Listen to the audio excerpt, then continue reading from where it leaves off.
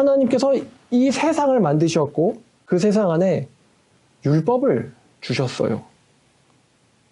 그런데 만약에 그 하나님께서 자기가 만드신 세상을 통과하지 않으시고 지구는 헬이라며, 대한민국 헬이라며, 이스라엘은 헬이라며, 식민지라며 하나님께서 만드신 세상을 본인이 통과하지 않으시고 또 하나님께서 그 율법 지키기 어렵다며, 너 죽었던 나무기 엘리야 와봐. 율법 세상 어땠어? 모세 일로 와봐라. 그거 괜찮드냐? 그러면 글로는 태어나지 말아야겠다. 만약 하나님께서 그 세상에 율법을 주시고도 그 율법이 있는 세상을 통과하지 않는 방식으로 구원하신다면은, 그럼 우리 이렇게 묻겠죠. 하나님, 왜 당신은 당신이 만든 세상에 안 오셨고 당신이 주신 율법을 지키지 않았나요? 이렇게 우리가 물어볼 수 있을 거예요. 만약에 하나님이 그 세상을 들어가지 않는 방식으로 구원하신다면은 하나님의 정의로움과 순결하심에 위배되게 됩니다. 그래서 예수님께서 외계에서 오시지 않으시고 다 큰 성인으로, 그냥 성인으로 오시자마자 처형당하시고 다시 올라가시는 거예요. 그러지 않으시고 갓난 아기로 엄마 뱃속에서 태어나셔가지고 율법 사회에서 교육받으시고 배우시고 잘하시고 생활하시고 일하시고 그 세상에서 처형당하시는 방식이 하나님의 정의로움에 일치하는구나. 어린 마음에는 그냥 하늘에서 아무것도 안 하고 내가 죄를 사하노니 사하여져라 이렇게 얘기했으면은 왜 그렇게 안 하셨을까? 라는 생각을 했었는데, 그런 방식은 하나님 본인의 방식에 어긋난다 라는 것을 이 갈라디아서 4장 4절을 5절을 보면서 알게 됐어요. 창세기 2장 17절에 언급되어 있듯 네가 그 선악을 알게 하는 나무의 열매를 먹으면 반드시 죽으리라. 반드시 죽으리라. 이런 생각하죠. 왜 하나님은 에덴에다가 선악과를 만들었을까? 어렸을 때 했던 이야기예요. 만약에 선악과를 안 만드셨으면 타락도 안 했을 것이고, 그쵸? 그러면 고통도 없었을 것이고, 이 지긋지긋한 중간 기말고사도 없었을 것이고요. 그죠? 출근도 없었을 거고, 아르바이트도 없었을 거고 말이죠. 왜냐면 땅에서 엉겅퀴를 내서 네가 종일토록 수고하여야지 먹을 거라 그랬거든요. 그 종일토록 수고가 지금 우리가 시험 공부하게 되는 이유가 됐잖아요. 자격증 시험 봐야 되고. 아니 땅이 축복을 받아가지고 마음껏 기름진 것들을 내면은 우리가 못하러 일합니까? 세균도 없고, 누가 그러더라고요? 코로나 바이러스 누가 만들었냐고? 성게 바이러스는 단어는 없지만 이 땅이 저주를 받아서 가시 엉겅퀴를 낼 때 그때 인간들이 해롭게 하는 독과 바이러스와 세균들이 생겼어요. 하나님 만드신 최초의 세계는 완벽했어요. 하나님께서 탐정균, 코로나 바이러스를 보시고는 힘이 좋으셨다 이러진 않으셨을 거예요. 하나님 만드신 세상은 완벽 그 자체였어요. 인간들은 영생하도록 설계됐었어요. 근데 그 세계가 하나님께서 그렇게 세상을 아름답게 만드셨는데, 하나님께서 그 세계의 세상 사람인 아담과 하와에게 왜 선악과를 만들었나? 선악과를 만들어서 지금 우리가 이렇게 엄마한테 왜 혼나요? 아담이 선악과 먹어서. 마누라한테 왜 긁히죠? 아담이 선악과 만들어서요. 왜 남편이 무서워요? 왜 엄마 아빠가 무서워요? 왜 시험 봐야 돼요? 왜 이래야 돼요? 아담이 선악과 먹어서요. 다 거기서부터 시작됐어요. 인간의 고생이라는 게. 왜 우리가 먹고 사는 걸 걱정해야 되죠? 왜 걱정과 스트레스와 우울증에 시달려야 되나요? 아담이 선악과 먹어서예요. 안 먹었으면 지상낙원인데. 근데 하나님께서 왜 그러면 선악과를 에덴에다 만들었냐 했을 때 답은 하나예요. 인간에게 자율성을 주려고. 자율성. free will. 자유의지를 주려고요. 자유의지를 줬어도 타락할 수 있는 방법이 없다면 그건 자유라고 부를 수 없어요. 우리가 마음대로 내가 너를 사랑하니까 마음대로 놀아라고 하면서 내가 너를 사랑해, 너는 자유야라고 하면서 사실은 방이 없는 문에다가 애를 집어넣고는 거기를 덮어버린다면 어느 누구도 그거를 자유라고 하지 않을 거예요. 감금이었다고 얘기하겠죠. 자유라는 것은 나갈 수도 있고 내 의지로 나가지도 않을 수도 있어야 돼요. 그 나갈 수가 있는 어떤 능력을 줬어야 돼요. 팔다리를 잘라놓고는 자유롭게 살아라는 거는 그거는 다들 범죄라고 생각할 거예요. 왜? 내가 자유를 줬잖아. 넌 자유롭게 살 수 있었잖아. 팔다리 잘라놓고 그래서 하나님께서 선악과를 에덴에다 만드셨어요. 넌 인간이지만 죄를 저지를 수도 있고 창조주인 나를 거부할 수도 있다. 내가 그만한 자유를 너에게 주었다. 그래서 만들어 놓은 게 이 선악과예요. 선악과는 상징이에요. 실존했던 나무이면서도 상징적인 의미가 있어요. 인간이 하나님을 거절할 수 있는 선택지, 죄라는 것을 저지를 수 있는 선택지, 창조주인 하나님의 말씀, 신의 말씀, 다시 말하면 법, 이 법을 어길 수 있는 선택지를 하나님이 그 세상에다가 한 개 두신 거예요. 아담은 그 선택을 했죠. 뱀이 꼬셔가지고. 그리고 이제 아담에게 죽음이라는 게 들어왔고, 또 아담이 번성해서 자손들이 많아지게 되니까 선악과를 먹지 말라라는 법은 이제 필요 없게 됐어요. 왜냐하면 거기엔 생명나무도 있었기 때문에 죄인들이 생명나무를 먼저 먹으면 안 되거든요. 그래서 그 에덴을 가는 길을 하나님께서 완전히 봉쇄시키고 천사를 통해서 지키게 했어요. 그러니까 이제 선악과를 먹지 말라는 법은 인간들에겐 더 이상 의미가 없게 됐어요. 그래서 하나님께서 새롭게 법을 주셨는데 그게 바로 율법이었어요. 인간들 사이에서 지켰어야 될 규칙들. 죄인이 아니기 때문에 의롭기 위해서 의로운 사람이니까 지켰어야 될 규칙들을 주셨어요. 그리고 그 인간이 하나님에 대해서 가졌어야 될 태도와 규칙들에 대해서 법을 주셨어요. 그게 율법이에요. 율법은 하나님을 대하는 방법, 태도, 자세에 대한 규정들과 사람을 대하는 태도, 마음, 자세에 대한 규정들로 이루어져 있어요. 어떤 거는 예의에 대한 법도 있고, 어떤 거는 이런 의식에 대한 예법도 있고, 어떤 거는 경제에 대한 법도 있어요. 도둑질하지 말라든가, 뭐 빌렸으면 얼만큼 이자를 떼먹지 말라든가, 아니면은 뭐 갚으라든가, 훔쳤을 땐 이렇게 배상하라든가, 이런 인간 사이의 관계에 대한 법들을 주셨어요. 뭐가 되든 선악과를 통해서 주신 법이나 그것도 율법이라고 봐야 돼요. 그리고 모세를 통해서 주신 율법이나 그 법을 어기면은 받는 대가는 하나님께서 정해주신 게 있는데 바로 죽음이에요. 죽음. 만약에 사람을 죽인 자는 연필 한 자루로 갚을지니라. 그럼 인간은 벌써 없을 거예요. 마지막 한 명은 연필을 갖고 있겠죠. 열받네. 확 죽인 다음에 연필 한 자루로 갚으면 되겠죠? 근데 내가 갚아야 될 놈이 죽었어. 난 연필밖에 없겠죠. 사람을 죽인 자는 지우개로 갚을지니라. 그러니까 하나님께서 인간에게 주셨어야 되는 그 벌은 바로 이 죽음이에요. 근데 이 죄를 저지른 사람마다 다 죽일 수는 없기 때문에, 왜냐하면 다 죽이면은 만약에 우리가 횡단보도를 빨간불에 건너는 자는 사형이다. 담배꽁초를 버리는 자는 사형이다. 그 법을 냉철하게 다 지키잖아요? 아마 재판장에 판사도 없을걸요? 법이 존재하는 목적은 인간 사회를 유지하기 위해서지 인간들을 멸절시키기 위함이 아니거든요. 전부 사형당하고 있어요. 교도관도 사형당했어요.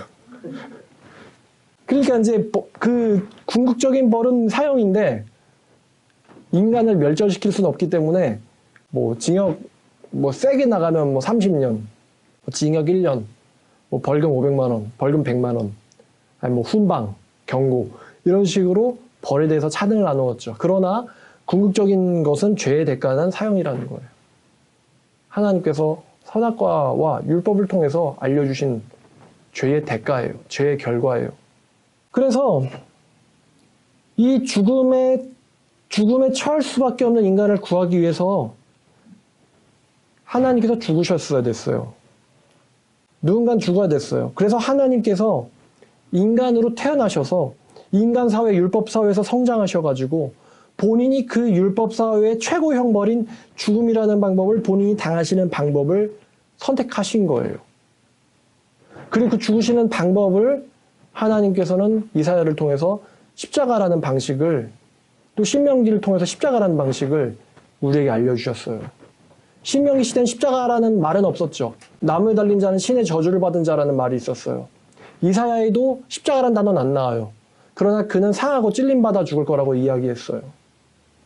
그러니까 특별히 우리 인간들이 성경을 읽어봤을 때 저게 바로 하나님의 죽음의 방식이었군 이라고 깨달을 수 있는 방식을 하나님께서 주신 거예요.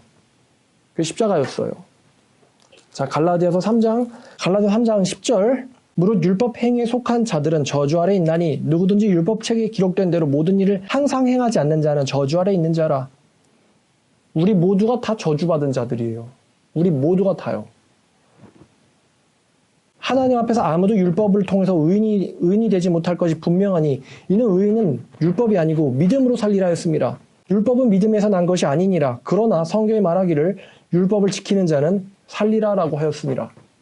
그리스도께서 우리를 위하여 저주를 받은 바 되사 율법의 저주로부터 우리를 구원하셨으니 기록된 바 나무에 달린 자마다 저주 아래 있는 자라 하였습니다. 구약의 예언대로 본인이 저주를 받아버린 거예요. 원래대로면 예수님은 12절 말씀의 끄트머리처럼 율법을 지켰기 때문에 살았어야 되는 자였어요.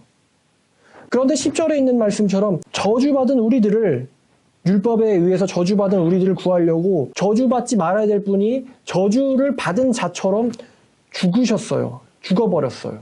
돌아가셨어요. 그게 십자가였어요. 그러면서 이유를 이야기합니다. 14절. 그 이유가 뭐냐? 예수 안에서 아브라함의 복이 우리들에게 미치게 하고 또 우리들이 믿음을 통한 성령의 약속을 받게 하려 함이었다. 라고 성경은 예수가 저주받은 이유에 대해서 이야기하고 있습니다. 우리들을 자유롭게 해주기 위해서, 우리들을 살리기 위해서 본인이 저주를 받고 저주받은 자처럼 죽는 방식이 되었다. 라고 성경은 이야기하고 있어요. 이 방식은 인간들이 이해 못하는 가장 하나님스러운 방식이에요. 고린도전서 1장을 보면, 자, 1장 21절. 하나님의 지혜에 있어서는, 하나님의 지혜가 뭐냐면 십자가에서 처형당하는 거예요. 범죄자처럼. 이 방식을 세상이 자기 지혜로는 이해를 못하는 거로 하나님께서는 이런 미련한 것들을 믿는 자들 구원하시길 기뻐하셨다라고 말합니다. 그러면서 25절에 뭐라고 말하냐면 25절에 하나님의 어리석음이 사람보다 지혜롭고 하나님의 연약하심이 사람보다 강하니라 라는 말을 합니다. 이 십자가의 방식을 사도 바울은 이렇게 표현하는데 하나님의 어리석음이라고 표현하고 있습니다. 그러나 가장 지혜롭다는 사람들의 지혜로움보다 더 지혜롭다라고 말해요. 너희가 보기에 어리석은 하나님의 어리석은 방법처럼 보이지만 이 세상 어느 누구의 생각보다도 지혜로운 생각이었다 라고 말하고 있는 거죠. 너희가 보기에 가장 연약한 자의 연약한 비참한 죽음보다 비참하게 보였겠지만 그 죽음은 어떤 강한 인간보다도 강한 자의 죽음이었다 라고 성경은 이야기하고 있는 거예요. 그래서 고린도전서 2장 바로 옆장인 2장 8절과 9절은 아무도 이해를 못한다고 합니다. 이 지혜는 이 세상의 통치자들은 한 사람도 알지 못하였으리니 만일 그들이 알았더라면 주님을 처형하는 일은 십자가에 처형하는 일은 없었으리라. 성경이 말하기를 하나님께서 자기를 사랑하는 자들을 위하여 예비하신 모든 것, 십자가의 죽음을 얘기하고 있습니다. 이건 인간의 눈에 보지 못했고 귀로 들리지 못했고 인간의 마음으로도 생각하지도 못하였다 함과 같다라고 말합니다. 왜 우주 최고 권력자, 당시엔 로마 황제, 우주 최고 권력자 넘어서 신인데 왜 십자가라는 방식을 생각한 걸까? 이 질문에 바울은 이렇게 대답하고 있는 거예요. 인간들이 생각하기엔 가장 미련하고 연약하고 어리석은 방식이었을지 몰라도 그 하나님의 사실은 지혜로움이었다는 거죠. 하나님의 지혜로움이었다. 하나님의 강하심을 보여준 사건이었다. 하나님의 강하심을 나타내준 사건이었다. 역설이에요. 하나님의 연약함, 하나님의 어리석음 아니야. 하나님의 지혜로움과 하나님의 강하심을 보여준 사건이었어. 왜 제가 십자가 안 지고 그냥 외계에서 잘 태어나가지고 잠깐 마취된 상태로 십자가에 못 박힌다거나 아니면 십자가에 못 안 박히고 그냥 하늘에서 중풍병자를 사해 주시듯이 전 세계에게 손을 벌리시면서 내가 전 인류의 죄를 사노라 이런 방식 취하시지 아니하시고 왜 자기가 직접 인간의 어린 아이로 태어나셔서 죽는 방법을 골랐는가? 왜 그 방법을 설계하셨는가에 대해서 그건 하나님의 강하심을 보여준 사건이었다. 죄를 구원하기 위해서 죄인을 대신해서 대신 죽을 수 있는 하나님의 용기, 하나님의 정의로움, 하나님의 훌륭하심을 보여준 사건이 바로 이 십자가였다는 거예요. 가장 하나님스러운 방식. 이 방식을 예수의 가장 절친했던 사도들도 이해를 못하고 있었죠. 그래서 예수님의 태어나심은 사도들은 정복자 왕의 알렉산더와 같은 패권의 패왕의 탄생인 줄 알고 있었어요. 전부 다 처형해서 개기른 애들 전부 다 처형하고 정복해서 짓밟겠죠. 그래서 알렉산더 저리 가랄 최고의 대왕이 바로 우리 예수겠죠. 라고 다들 이해하고 있었어요. 근데 그 예수가 십자가에서 못 박혀서 죽으니까 제자들은 멘붕이었어요. 이분이 패권을 가진 패왕이 될 줄 알았는데, 로마의 황제를 조아리게 만들 줄 알았는데 십자가에서 죽어버린 거예요. 그래서 예수가 죽었을 때 제자들의 심정은 완전히 그 절망과 낙심 그 자체였어요. 절망과 낙심. 엠마오로 예수님께서 가실 때 그 사람들이 얘기하죠. 당신은 예루살렘에 있으면서 그거를 당신 혼자 알지 못하냐. 우린 이 사람이 이스라엘 구원할 자인 줄 알았는데 죽어버렸다. 제자는 절망 그 자체였어요. 그 예수의 말씀을 들었던 사람들은 자, 마가복음 15장을 보면 마가복음 15장 29절부터 32절까지입니다. 29절부터 32절까지 지나가는 자들이 자기 머리를 흔들며 예수를 모욕하며 이르되 아 성전을 헐고 사흘 만에 짓는다는 자여 네가 네 자신을 구원하여 십자가에서 내려오라 하고 이거 요한복음 2장에 있는 말씀을 인용한 겁니다. 예수의 설교를 들은 자들이거든요. 이 사람들이. 그런 뜻이에요. 또 그와 같이 대제사장들도 서기관들과 함께 희롱하여 말하되 저자가 남은 구원하였을 때 지 자신은 구원할 수 없도다. 근데 이 사람들이 뭘 알고 있냐면 예수가 남을 구원한 자라는 걸 알고 있어요. 여태까지 뭐 누가 네 눈을 뜨게 해줬냐, 그 사람이 예수냐, 예수 맞냐, 너 맹인이었냐 이렇게 깐깐하게 굴 때는 언제고 예수님 십자가 처형돼가지고 이제 죽기 직전에는 이렇게 얘기하는 거예요. 제가 남은 구원했지 이제 와서 사실 실토하는 거예요. 제가 남은 구원했지만 자기들의 계획이 이뤘잖아요. 십자가 못 박아버렸잖아요. 지 자신을 구원할 수 없도다. 이렇게 웃는 거죠. 자, 이스라엘 왕 그리스도가 지금 십자가에서 내려와 우리를 보고 믿게 할지어다 하여 함께 십자가에 못 박힌 자들도 예수를 욕했다. 정말 예수님에 대해서 전혀 일절 모르는 사람이라면 이렇게 말 안 합니다. 저 사람은 뭘 했길래 저렇게 못 박혔대요? 이렇게 얘기하고는 이상하다 하면서 가겠죠. 근데 예수를 알던 사람들이고 예수의 가르침을 들었던 사람들이고 예수의 표적과 이적을 봤던 사람들이니까 이렇게 말하는 거예요.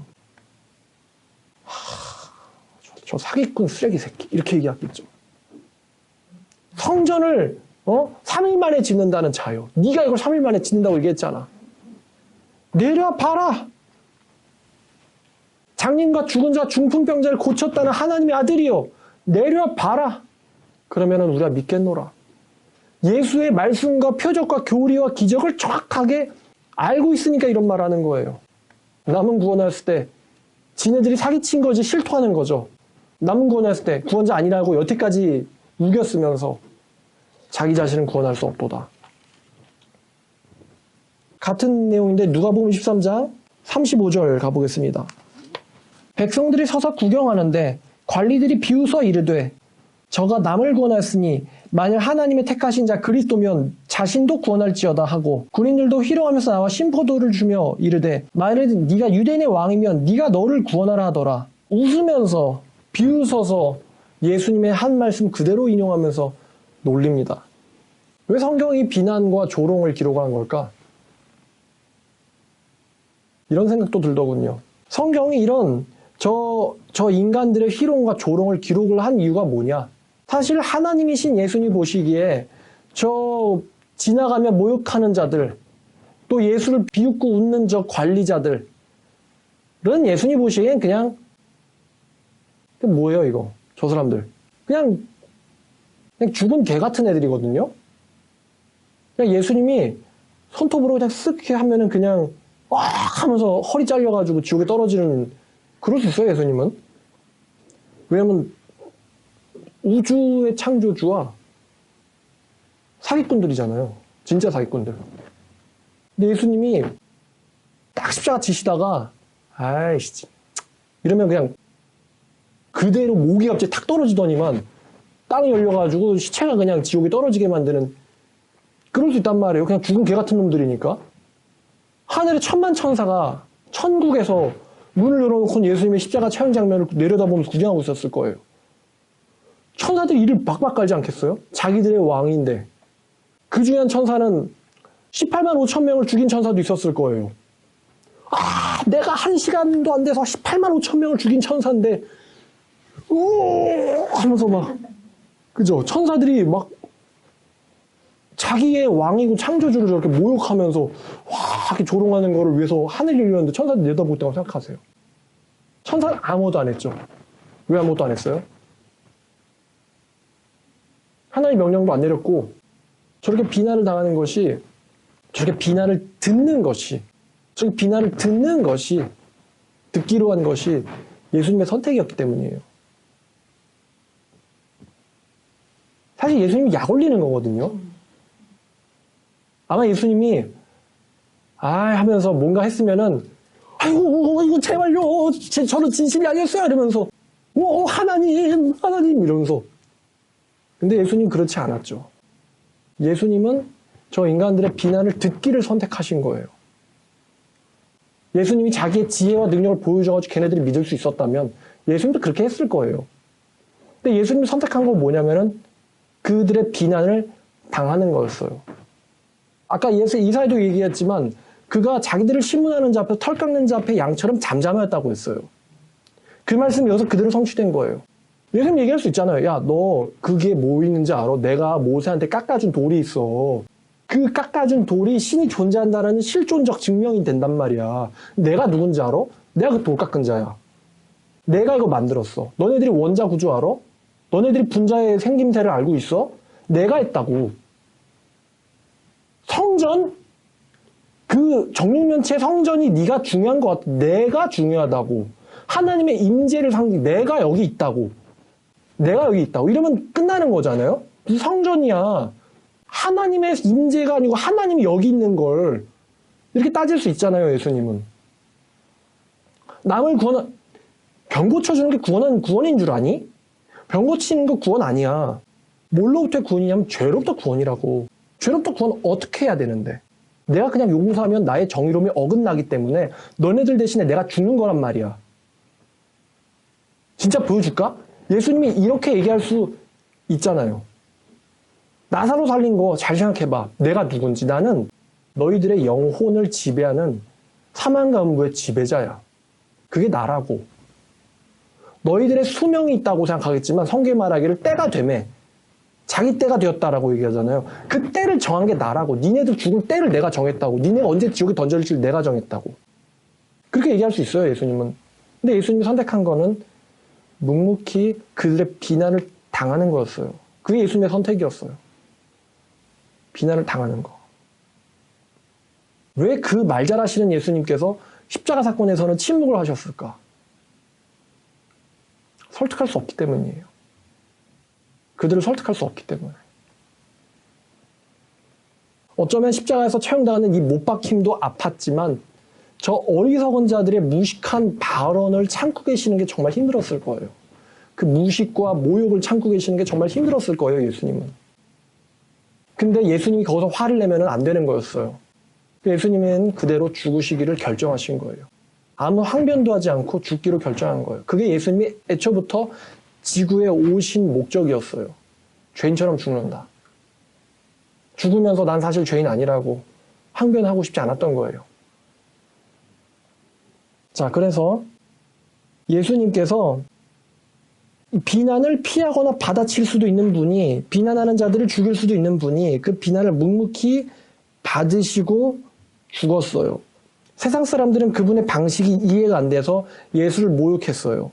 그러나 예수님은 그게 세상을 구하기로 한 자기의 방식이었기 때문에 그들의 비난을 감당하고 죽었어요.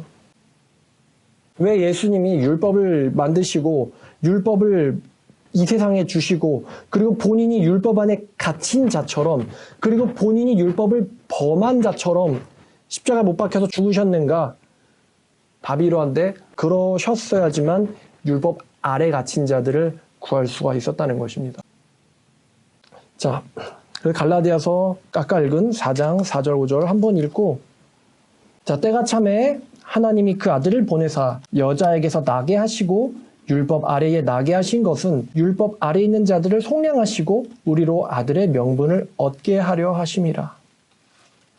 하나님이 왜 아들을 보내서 율법 아래에 또 여자에게서 나게 하셨을까?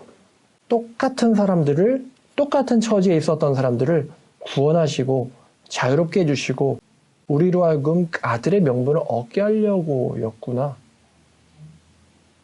가장 하나님스러운 방식이었던 거죠.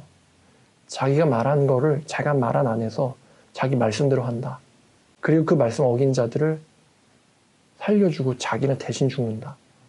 이게 가장 하나님스러운 방식이었던 거예요. 그래서 하나님의 연약하심이 아닌 하나님의 강하심이에요. 십자가는 하나님의 강하심이다. 하나님의 어리석음이 아닌 하나님의 지혜로움이었어요. 어느 누구도 이해하지 못했던 지혜로움. 자, 이제 마지막으로 누가복음 2장 가서 이 예수님의 탄생의 이유를 우리가 지금 배웠단 말이에요. 왜 예수님이 인간의 몸으로 태어나서 어릴 적부터 자라셔가지고 그 사회, 그 문화를 다 배우시고 인간의 고난과 고뇌와 이 고통을 다 감당하시고 마지막에는 억울하게 누명 덮어쓰고 죽으셔야 했는지 예수님의 탄생의 이유를 생각해 보면서 누가복음 2장 4절부터 14절까지 읽고 마치겠습니다.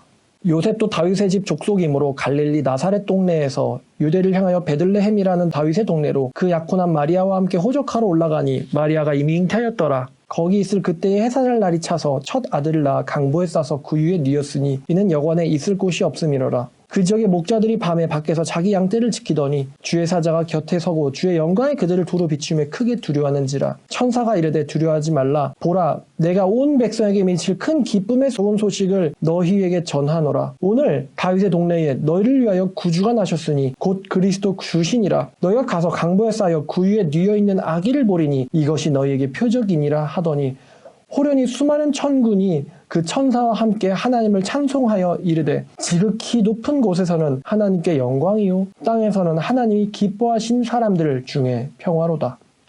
천사들이 떠나 하늘로 올라가니 목자가 서로 말하되 이제 베들레헴으로 가서 주께서 우리에게 알리신 바 이루어진 일을 보자 하고 빨리 가서 마리아와 요셉과 구유에 뉘인 아기를 보고 찾아서 보고 천사가 자기들에게 이 아기에 대하여 말한 것을 전하니 듣는 자가 다 목자들이 그들에게 말한 것을 놀랍게 여기매 마리아는 이 모든 말을 마음에 새겨 생각하니라. 목자들은 자기들에게 이르던 바와 같이 듣고 본 그 모든 것으로 인하여 하나님께 영광을 돌리고 찬송하며 돌아가니라. 10절에 내가 온 백성에게 미칠 큰 기쁨의 좋은 소식을 너희에게 전하노라. 하여튼 하나님의 성격을 좀 알 것 같죠? 왜 갓난아기 이 세상에 율법 아래에서 오셔가지고 구원하고 죽기로 했는지. 가장 하나님스러운 방식을 하나님은 선택하신 거였어요.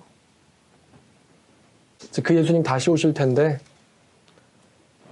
우리 예수님의 이 성탄절 의미 있게 생각하고 예수님 다시 오실 때 이제는 그때처럼 머리 흔들면서 모욕하지 말고 나를 위해서 십자가 지신 예수님 너무 기다렸다고 이렇게 목자들처럼, 그죠? 목자들처럼 하나님께 영광 돌리고 찬송하면서 한 예수님을 반길 수 있는 저와 여러분 되기를 축원합니다. 기도하겠습니다. 하나님 아버지 감사합니다. 오늘 성탄절 다음날 예수님의 나심에 대해서 고민해보고 왜 예수님이 십자가를 지시는 방식을 고르셨는지에 대해서 나눠보았습니다. 아버지, 정말 우리를 구원하기 위해서 본인이 말씀하신 대로 본인이 죽으시는 방법을 선택하셨고 또 그 방법을 통해서 율법 아래 있는 자들을 풀어주시고 우리를 자기 아들이라고 불러주시며 또 죄 없다 사해주시고 우리 같은 녀석들을 자기의 양자로 받아주시며 주님 감사드립니다. 예수님의 오심에 대해서 깊이 생각하게 하시고 아들을 아낌없이 주신 하나님을 더욱 사랑하게 하시고 우리는 이 세상에서 어떻게 살아가야 될까 인생의 의미를 한번 되돌이켜보게 하여 주시옵소서. 감사드리며 예수님의 이름으로 기도드렸습니다.